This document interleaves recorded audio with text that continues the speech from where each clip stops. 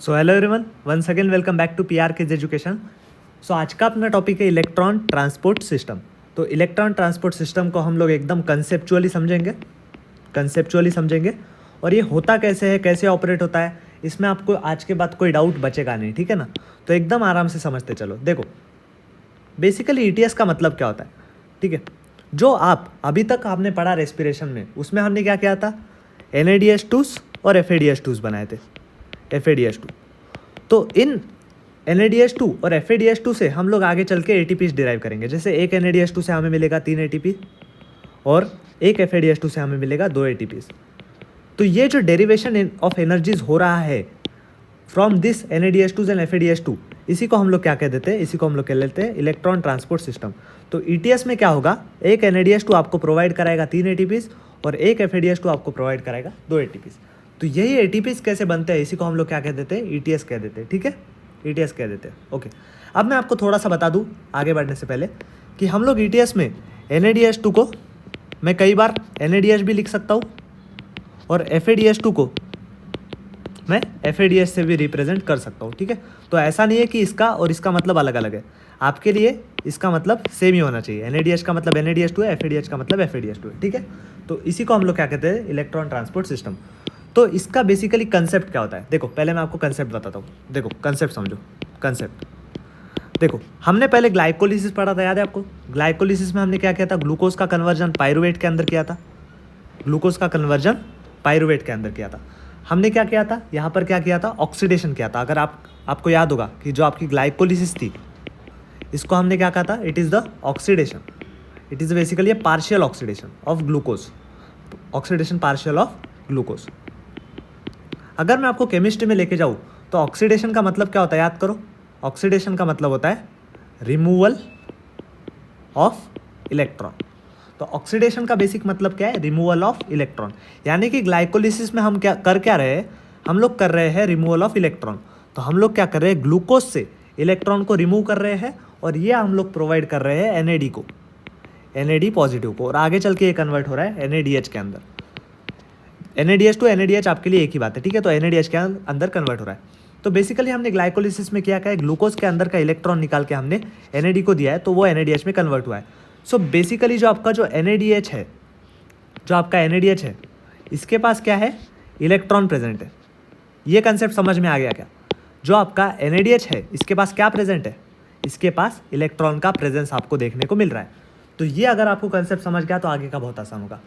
Basically जो आपका NADH है, इट हैज़ 1 इलेक्ट्रॉन, ठीक है, समझ गए। ओके, अब देखो, अब ETS में होता क्या है बेसिकली, देखो दिस इज योर माइटोकॉन्ड्रिया। समझते चलो भाई, आराम से समझो। This is your mitochondria, okay. So this is the inner membrane of mitochondria, this is the inner membrane of mitochondria, okay. होता क्या है, जो आपका NADH है, जो आपका NADH है, मुझे बताओ NADH के पास है क्या। NADH के पास, मैंने अभी कहा था, NADH के पास इलेक्ट्रॉन प्रेजेंट है, ठीक है। NADH के पास क्या प्रेजेंट है, इलेक्ट्रॉन प्रेजेंट है। होता क्या है, जो आपकी इनर मेम्ब्रेन ऑफ माइटोकॉन्ड्रिया होता है, यहाँ पर होते हैं various electron carriers. Suppose this are your electron carriers, समझो भाई, कंसेप्ट समझो। तो ये क्या है, this are your electron carriers, these are your electron carriers. तो NADH के पास जो इलेक्ट्रॉन है, वो इलेक्ट्रॉन NADH इन इलेक्ट्रॉन कैरियर्स को दे देता है, ठीक है। तो मैं रिप्रेजेंट करूंगा कि NADH क्या कर रहा है, इलेक्ट्रॉन को इलेक्ट्रॉन कैरियर्स के पास दे रहा है, और खुद क्या में कन्वर्ट हो रहा है, खुद कन्वर्ट हो रहा है NAD पॉजिटिव के अंदर, खुद क्या हो रहा है, NAD पॉजिटिव के अंदर। तो ये जो इलेक्ट्रॉन है, ये बेसिकली क्या करता है, इलेक्ट्रॉन कैरियर्स के अक्रॉस मूव होता है, इलेक्ट्रॉन कैरियर्स के अक्रॉस मूव होता है। और इस मूवमेंट के कारण क्या हो जाता है, जो आपके इलेक्ट्रॉन कैरियर्स है, वो क्या करते हैं, प्रोटॉन्स को एक्यूमुलेट कर लेते हैं इसके अंदर, ठीक है, इस साइड में। तो यहाँ पर प्रोटॉन्स का एक्यूमुलेशन हो जाता है, मेम्ब्रेन के अंदर क्या हो जाता है, प्रोटॉन्स का एक्यूमुलेशन। और अल्टीमेटली क्या हो जाता है, यहाँ पर प्रेजेंट होता है आपका ATP सिंथेस। तो यहाँ पर प्रेजेंट होता है ATP सिंथेस, और ATP सिंथेस क्या करता है, ये जो प्रोटॉन्स यहाँ पर एक्यूमुलेट हुए हैं, इनको वापस से लेकर मैट्रिक्स के अंदर छोड़ देता है, और उसी प्रोटॉन की एनर्जी से आगे चल के हम लोग क्या कर देते हैं, ATP को बना लेते हैं। कंसेप्ट समझा कि नहीं, एकदम आसान कंसेप्ट है। हो क्या रहा है, NAD क्या में कन्वर्ट हो रहा है, NAD पॉजिटिव में इलेक्ट्रॉन को छोड़ रहा है। इलेक्ट्रॉन क्या कर रहा है, electron is moving across the electron carriers. Electron carriers क्या कर रहे हैं, आगे चल के प्रोटॉन्स का एक्यूमुलेशन कर रहे हैं मेम्ब्रेन के अंदर, और यही प्रोटॉन्स फिर से एक बार क्या हो रहा है, वापस एक बार मैट्रिक्स ऑफ माइटोकॉन्ड्रिया में छोड़े जा रहे हैं with the help of ATP synthase, और एटीपी सिंथेस इसी एनर्जी से क्या कर ले रहा है, एटीपी को सिंथेसाइज कर रहा है। तो ये होता है बेसिक कंसेप्ट, ठीक है। तो हम लोग कर क्या रहे हैं, NADH और FADH2 को क्या कर रहे हैं हम लोग, इलेक्ट्रॉन कैरियर्स के अंदर भेज रहे हैं, यानी कि इनमें स्टोर्ड इलेक्ट्रॉन को हम लोग भेज रहे हैं इलेक्ट्रॉन कैरियर्स के अंदर, और उन इलेक्ट्रॉन के एनर्जीज के कारण हम लोग क्या कर रहे हैं, प्रोटॉन्स को एक्यूमुलेट कर रहे हैं, और इन प्रोटॉन्स को जब वापस भेजेंगे हम लोग मैट्रिक्स के अंदर, हम लोग क्या कर रहे हैं, एटीपी का सिंथेसिस कर रहे हैं। ये होता है basic concept of electron transport system, ठीक है, ओके।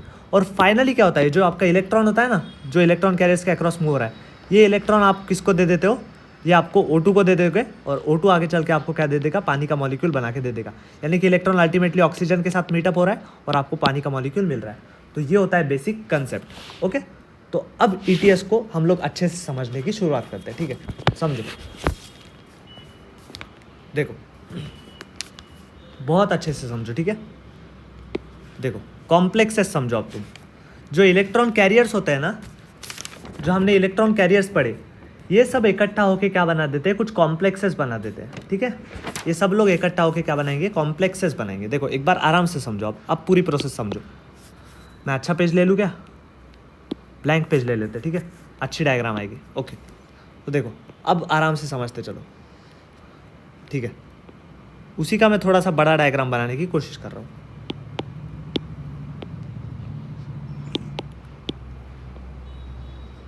ओके समझो, अब हो क्या रहा है, फिर से एक बार समझो। जो आपका NADH है, सपोज ये NADH है, मैंने क्या कहा, NADH के पास क्या प्रेजेंट है, इलेक्ट्रॉन प्रेजेंट है। NADH क्या में कन्वर्ट हो रहा है भाई, NADH कन्वर्ट हो रहा है NAD पॉजिटिव में, NAD पॉजिटिव में, और ये क्या छोड़ रहा है भाई, इलेक्ट्रॉन को छोड़ रहा है। यही इलेक्ट्रॉन आगे चल के हम लोग क्या करेंगे, कॉम्प्लेक्सेस को देंगे, यानी कि इलेक्ट्रॉन कैरियर्स को देंगे। तो यहाँ पर होता क्या है, यहाँ पर सर्टन कॉम्प्लेक्स प्रेजेंट होते हैं, ठीक है। इस इनर मेम्ब्रेन ऑफ माइटोकॉन्ड्रिया पर कॉम्प्लेक्स प्रेजेंट होते हैं, जैसे यहाँ पर होता है कॉम्प्लेक्स 1 प्रेजेंट, ठीक है, कॉम्प्लेक्स 1 प्रेजेंट। यहाँ पर होता है कॉम्प्लेक्स 2 प्रेजेंट, कॉम्प्लेक्स 2 प्रेजेंट। यहाँ पर होता है एक यूबिक्विनोन नाम का कंपोनेंट, यूबिक्विनोन नाम का कंपोनेंट। फिर होता है आपका कॉम्प्लेक्स 3 प्रेजेंट, कॉम्प्लेक्स 3 प्रेजेंट। फिर होता है आपके पास यहाँ पर present, that is the cytochrome C, cytochrome C. फिर आपका प्रेजेंट होगा कॉम्प्लेक्स 4, कॉम्प्लेक्स 4 होगा, और अल्टीमेटली यहाँ पर होगा एटीपी सिंथेस, कॉम्प्लेक्स 5।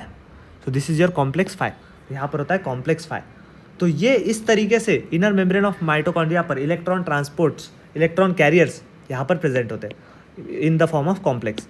तो मैं आपको कॉम्प्लेक्सेस को एक बार समझाता हूँ। देखो जो आपका कॉम्प्लेक्स 1 होता है ना, ये होता है NADH dehydrogenase, NADH dehydrogenase, and this complex 1 is composed of 2 electron carriers, that is FMN and FES, ठीक है, FES, FMN and FES, okay. आगे चल के मैंने क्या कहा, कॉम्प्लेक्स 2 प्रेजेंट होगा, और कॉम्प्लेक्स 2 का नाम समझो आप। ये जो आपका कॉम्प्लेक्स 2 है उसका नाम होता है FADH डिहाइड्रोजिनेस। समझते चलो भाई, बहुत आसान है, बहुत आसान है, कंफ्यूज मत हो। FADH dehydrogenase. तो कॉम्प्लेक्स 2 क्या होता है, FADH डिहाइड्रोजिनेस, ओके। आगे आ जाओ, कॉम्प्लेक्स 3 की हम लोग बात करते हैं, ठीक है। आपको UQ का मतलब तो समझ गया ना, इसका मतलब होता है यूबिक्विनोन, यूबिक्विनोन, ओके। फिर आ जाओ कॉम्प्लेक्स 3 पर। Complex 3 is basically your cytochrome BC1, it is your cytochrome BC1, okay. फिर आ जाओ कॉम्प्लेक्स 4 पर। Complex 4 is basically your cytochrome A and cytochrome A3, cytochrome A and cytochrome A3 is your complex 4। और ultimately complex 5, complex 5 is your ATP synthase, ATP synthase. ATP synthase आपको मैं बता चुका हूँ। ATP synthase क्या होता है, it is composed of F0 F1 particle. F0 क्या होता है, प्रोटॉन कैरियर, और F1 क्या होता है, ATP सिंथेस। तो it is your ATP synthase. Complex 5 क्या होता है आपका, ATP सिंथेस। कुछ छूट रहा है क्या, देख के बताओ, डायग्राम में देख के बताओ। कॉम्प्लेक्स 1 हो गया है, कॉम्प्लेक्स 2 हो गया है, यूबिक्विनोन हो गया है, साइटोक्रोम 3 हो गया है, साइटोक्रोम C बच रहा है, ठीक है। तो यहाँ पर साइटोक्रोम सी बच रहा है जो कि प्रेजेंट होता है कॉम्प्लेक्स 3 और कॉम्प्लेक्स 4 के बीच में। तो यहाँ पर क्या प्रेजेंट होगा, साइटोक्रोम सी प्रेजेंट होगा। यहाँ पर क्या प्रेजेंट होगा भाई, साइटोक्रोम सी प्रेजेंट होगा। बीच में क्या होगा, साइटोक्रोम सी प्रेजेंट होगा। तो आपको मैंने क्या बताया कि ये जो इलेक्ट्रॉन कैरियर्स है इनके बस मैंने आपको नाम बता दिए कि electron carriers are accumulated in the form of complex. तो कॉम्प्लेक्स 1 होता है, कॉम्प्लेक्स 2 होता है, फिर यूबिक्विनोन होता है, कॉम्प्लेक्स 3 होता है, कॉम्प्लेक्स 4 होता है, कॉम्प्लेक्स 5 होता है, और बीच में कुछ इलेक्ट्रॉन कैरियर्स होते हैं साइटोक्रोम सी और यूबिक्विनोन। कॉम्प्लेक्स 1 का नाम क्या है, NADH डिहाइड्रोजिनेस, जो बनता है 2 इलेक्ट्रॉन कैरियर से, जो होता है FMN FES। कॉम्प्लेक्स 2 होता है FADH डिहाइड्रोजिनेस। कॉम्प्लेक्स 3 होता है साइटोक्रोम BC1। कॉम्प्लेक्स 4 होता है साइटोक्रोम AA3। कॉम्प्लेक्स 5 होता है ATP synthase which is composed of F0 F1 particle. तो इस तरीके से इनर मेम्ब्रेन ऑफ माइटोकॉन्ड्रिया पर ये सारे कॉम्प्लेक्सेस अटैच होते हैं, ठीक है। अब होता क्या है, जो इलेक्ट्रॉन आपने रिलीज किया है, this electron basically moves through this complexes. Okay, तो ये इलेक्ट्रॉन यहाँ पर मूव करेगा वाया वेरियस कॉम्प्लेक्सेस। तो ये जो मैं रेड पेन से बता रहा हूँ ना, ये कुछ नहीं, ये क्या है, इलेक्ट्रॉन की मूवमेंट है। तो यहाँ पर क्या मूव हो रहा है, इलेक्ट्रॉन का मूवमेंट हो रहा है through the various electron carriers. Okay, ये कंसेप्ट समझ गए। जो आपका NADH ने इलेक्ट्रॉन रिलीज किया, it is moving across various complexes. Okay, अब होता क्या है, जो ये इलेक्ट्रॉन मूव हो रहा है थ्रू दिस कॉम्प्लेक्सेस, इनकी कुछ काइनेटिक एनर्जी होगी, और इस काइनेटिक एनर्जी से हम लोग क्या कर लेते हैं, जो आपके लूमेन के अंदर जो प्रोटॉन्स एक्यूमुलेटेड है ना, जो लूमेन के अंदर प्रोटॉन्स एक्यूमुलेटेड है, उनको हम लोग क्या करा देते हैं, ट्रांसपोर्ट करा देते हैं। कहाँ पर, इनटू द माइटोकॉन्ड्रियल मेम्ब्रेन, ठीक है। तो देखो होता क्या है, इस एनर्जी से हम लोग क्या करेंगे, कौन सी पेन यूज़ करो, ओके ये यूज़ करता हूँ। होता क्या है कि इस इलेक्ट्रॉन की एनर्जी से हम लोग क्या कर देते हैं, प्रोटॉन्स का एक्यूमुलेशन कर देते हैं। ओके, तो यहाँ पर क्या हो जाते हैं, प्रोटॉन्स एक्यूमुलेट हो जाते हैं। जानकारी के मैं आपको बता दूं कि ये जो प्रोटॉन्स का जो कैरी करा रहा है ना, प्रोटॉन्स जो एक्यूमुलेट हो रहा है आपके मेम्ब्रेन के अंदर, वो कराता है कॉम्प्लेक्स 1, यूबिक्विनोन और साइटोक्रोम 3, ठीक है। तो ये जो प्रोटॉन्स जा रहे हैं मैट्रिक्स से लेकर मेम्ब्रेन तक, ये किसके द्वारा जाते हैं, कॉम्प्लेक्स 1, यूबिक्विनोन एंड साइटोक्रोम 3। और हर एक कॉम्प्लेक्स 2-2 प्रोटॉन्स का एक्यूमुलेट कर देता है, 2-2 प्रोटॉन्स का एक्यूमुलेशन कर देता है। ओके, तो हमने क्या कर लिए कि मेम्ब्रेन के अंदर टोटल 6 प्रोटॉन्स को हमने एक्यूमुलेट कर लिया with the help of kinetic energy of an electron. Crystal clear हो गया। और मैं आपको इन डिटेल बताऊं तो इनमें से जो प्रोटॉन कैरियर्स होते हैं ना, कॉम्प्लेक्स 1 के अंदर जो प्रोटॉन कैरियर होता है वो होता है आपका FMN।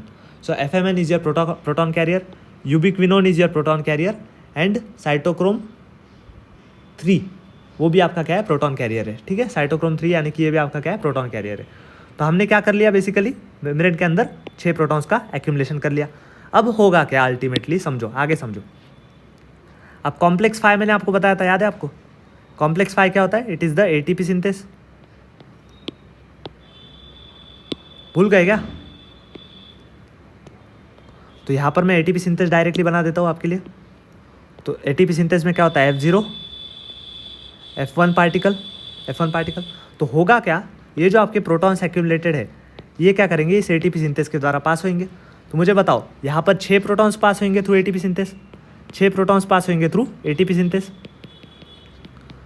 और मैं आपको एक कंसेप्ट बता दूं कि ATP सिंथेस क्या करता है, बेसिकली ATP सिंथेस 2 प्रोटॉन्स की एनर्जी से आपको एक ATP बना के दे देता है, तो मुझे बताओ टोटल यहाँ पर कितने प्रोटॉन्स है, 6 प्रोटॉन्स। तो 6 प्रोटॉन्स से कितने आ जाएंगे, तो 6 प्रोटॉन्स से आपको मिल जाएंगे 3 ATPs। तो 3 ATPs आपको मिल जाएंगे with the help of 6 proton molecules. तो इस तरीके से हमने एक NADH के मॉलिक्यूल से शुरुआत की और हमने अल्टीमेटली 3 ATPs का सिंथेसिस यहाँ पर कर लिया।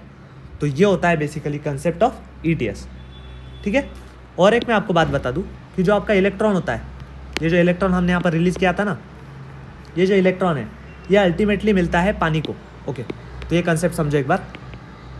जो आपका कॉम्प्लेक्स 4 है ना, कॉम्प्लेक्स 4 होता क्या है, कॉम्प्लेक्स 4 के अंदर क्या होता है, समझो बात को। कॉम्प्लेक्स 4 के अंदर इलेक्ट्रॉन अल्टीमेटली आ जाता है, ये इलेक्ट्रॉन कंबाइन होता है 2 प्रोटॉन से और O2 से, और अल्टीमेटली आपको बना देता है पानी। ओके, तो कॉम्प्लेक्स 4 पे क्या हो रहा है, ये समझ गए आप लोग। ये जो इलेक्ट्रॉन है, ये जो भाई इलेक्ट्रॉन है आपका, अल्टीमेटली क्या हो रहा है, कॉम्प्लेक्स 4 पे आ रहा है। और यहाँ पर क्या हो रहा है, कॉम्प्लेक्स 4 के ऊपर जो आपका O2 है और ये जो इलेक्ट्रॉन ये कंबाइन हो रहा है, आपको अल्टीमेटली यहाँ पर पानी मिल रहा है, यहाँ पर आपको क्या आ रहा है, वाटर का मॉलिक्यूल मिल रहा है। ओके, और एक कंसेप्ट मैं आपको यहाँ पर और एक समझा दूँ। यहाँ पर क्या होता है, कॉम्प्लेक्स 4 पर साइनाइड ब्लॉक प्रेजेंट होता है, साइनाइड ब्लॉक प्रेजेंट होता है, साइनाइड ब्लॉक। साइनाइड ब्लॉक का क्या मतलब होता है कि अगर मैंने यहाँ पर साइनाइड डाल दिया, मैंने यहाँ पर साइनाइड डाल दिया, तो क्या होगा कि ये इलेक्ट्रॉन O2 से कंबाइन नहीं होगा और आपको पानी का मॉलिक्यूल नहीं मिलेगा। तो ये साइनाइड ब्लॉक कहाँ पर प्रेजेंट होता है, it is most commonly asked question. तो साइनाइड ब्लॉक प्रेजेंट होता है आपका कॉम्प्लेक्स 4 पर, cyanide block is present on complex 4 पर, कॉम्प्लेक्स 4 पर। क्लियर हो गया। और कॉम्प्लेक्स 4 का नाम क्या था, अगर आपको याद हो, साइटोक्रोम A, साइटोक्रोम A3, ये कॉम्प्लेक्स 4 का आपका नाम था। So this was all about synthesis of 3 ATPs from 1 molecule of NADH। हो क्या रहा है, NADH NAD में कन्वर्ट हो रहा है, electron is moving across the carriers. 6 protons का हमने एक्यूमुलेशन कर लिया है, 6 प्रोटॉन्स को फिर से एक बार हम लोग मैट्रिक्स में भेजेंगे और 2 प्रोटॉन्स की एनर्जी से 1 ATP बनता है, तो 6 प्रोटॉन्स की एनर्जी से आपको 3 ATPs का मॉलिक्यूल मिलता है। ओके, अब ये हमने किसके लिए पढ़ा, सोच के बताओ किसके लिए पढ़ा, ये हमने पढ़ा था बेसिकली NADH के लिए। अब FADH की बारी, आप सोचो सोचो सोचो सोचो, होता क्या है FADH के लिए, मैं यहीं पर बताता हूँ आपको, ठीक है। FADH के लिए क्या होता है, समझो बात को। अब FADH समझो, सपोज यहाँ पर FADH है, FADH क्या में कन्वर्ट होगा, FAD के अंदर, और वो भी क्या करेगा, इलेक्ट्रॉन को रिलीज करेगा। ये जो इलेक्ट्रॉन है FADH के केस में, ये इलेक्ट्रॉन भी क्या करेगा, इलेक्ट्रॉन कैरियर्स के अक्रॉस मूव होगा। लेकिन ये जो इलेक्ट्रॉन होता है ना FADH के केस में, ये जो इलेक्ट्रॉन FADH के केस में होता है, ये हम लोग देते हैं किसको, कॉम्प्लेक्स 2 को। This electron is given to complex 2, और फिर आगे चल के इलेक्ट्रॉन मूव होता है। तो मुझे बताओ अब प्रोटॉन कैरियर्स कौन कौन होंगे, पहले कौन थे, कॉम्प्लेक्स 1 था, यूबिक्विनोन था, और कॉम्प्लेक्स कौन सा था, 3 था, कॉम्प्लेक्स 3 था। लेकिन अब कॉम्प्लेक्स 1 क्या होगा, नहीं काम करेगा, क्योंकि इलेक्ट्रॉन हम लोग दे किसको रहे, कॉम्प्लेक्स 2 को। तो इलेक्ट्रॉन कैरियर्स सिर्फ और सिर्फ आपके बचेंगे कौन से, एक तो यूबिक्विनोन बचेगा और कॉम्प्लेक्स 3 बचेगा, ठीक है। सो यहाँ पर मैं आपको रिप्रेजेंट कर देता हूँ कि यूबिक्विनोन के द्वारा हम लोग 2 प्रोटॉन्स को एक्यूमुलेट कर लेंगे और कॉम्प्लेक्स 3 के द्वारा हम लोग 2 प्रोटॉन्स को एक्यूमुलेट कर लेंगे। तो मैट्रिक्स में सोचो कितने प्रोटॉन्स एक्यूमुलेट हो गए, 4 प्रोटॉन्स एक्यूमुलेट हो गए, और 4 प्रोटॉन्स फिर से आगे चल के क्या करेंगे, ATP सिंथेसिस से पास हो गए, और आपको 4 प्रोटॉन से कितने एनर्जी दे देंगे, 2 ATPs दे देंगे। तो FADH के केस में क्या हो रहा है, FADH के केस में क्या हो रहा है, 4 प्रोटॉन्स को हम लोग क्या कर रहे हैं, एक्यूमुलेट कर रहे हैं, 4 प्रोटॉन्स को हम लोग एक्यूमुलेट कर रहे हैं। और 4 प्रोटॉन्स एक्यूमुलेट किसकी मदद से हो रहा है, सोचो, 4 प्रोटॉन्स एक्यूमुलेट हो रहे हैं किसकी मदद से, यूबिक्विनोन और कॉम्प्लेक्स 3 की मदद से, कॉम्प्लेक्स 3 की मदद से। और फिर 4 प्रोटॉन से आगे चल के हम लोग क्या करेंगे, कितने ATPs बनाएंगे, 2 ATPs को बना देंगे, 2 ATPs को बना देंगे with the help of ATP synthesis.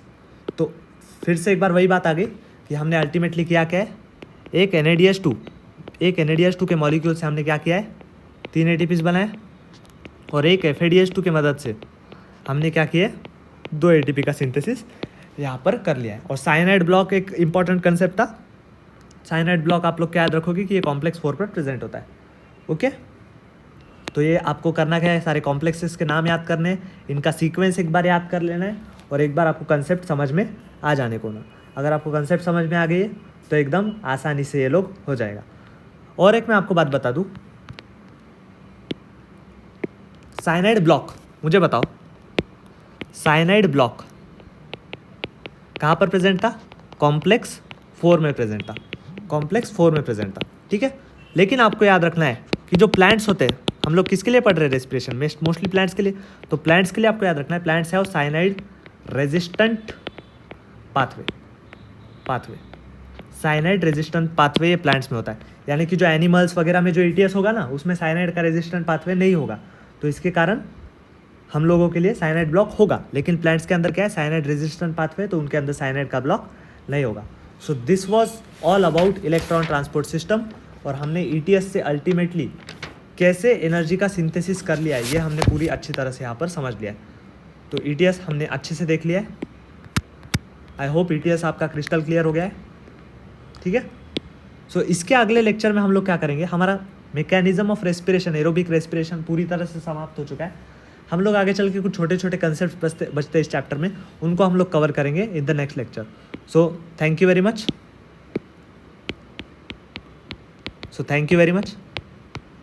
उम्मीद है आपको लेक्चर पसंद आया होगा। एक बार मैं आपको फिर से बता दूं कि आपको याद क्या क्या करना है ईटीएस के अंदर, क्योंकि यही याद नहीं रहता क्या आपको याद करना है, ठीक है। कंसेप्ट एक बार समझ लो कि इलेक्ट्रॉन कैरियर से हम लोग एनर्जी का सिंथेसाइज कर रहे हैं, ठीक है। कंसेप्ट आपको समझ गए। कॉम्प्लेक्सेस के नाम याद कर लो, इनको कई बार एमसीक्यूज में पूछ लेता है, ठीक है। साइनाइड ब्लॉक के बारे में थोड़ा बहुत याद रखना, साइनाइड ब्लॉक के बारे में कितने एटीपी से कितने NADH2 से कितने एटीपीज बनते हैं, ये थोड़ा बहुत याद रख लो। फिर आप लोग एटीपी सिंथेसिस, कॉम्प्लेक्सेस के नाम ही बेसिकली बहुत इंपॉर्टेंट होते हैं इसके अंदर, ठीक है। कंसेप्ट आपको समझ में आ गई होगी, उम्मीद है क्रिस्टल क्लियर हो गई है कंसेप्ट। ओके, सो अल्टीमेटली हम लोग लेक्चर को क्या करेंगे, खत्म करेंगे। सो थैंक यू वेरी मच। उम्मीद है आपको लेक्चर पसंद आ गया होगा। इसके लेक्चर में हम लोग छोटे छोटे टॉपिक्स के साथ मिलेंगे और अगले लेक्चर में आपका चैप्टर ये मैं खत्म कर दूंगा, ठीक है। So thank you very much, bye bye.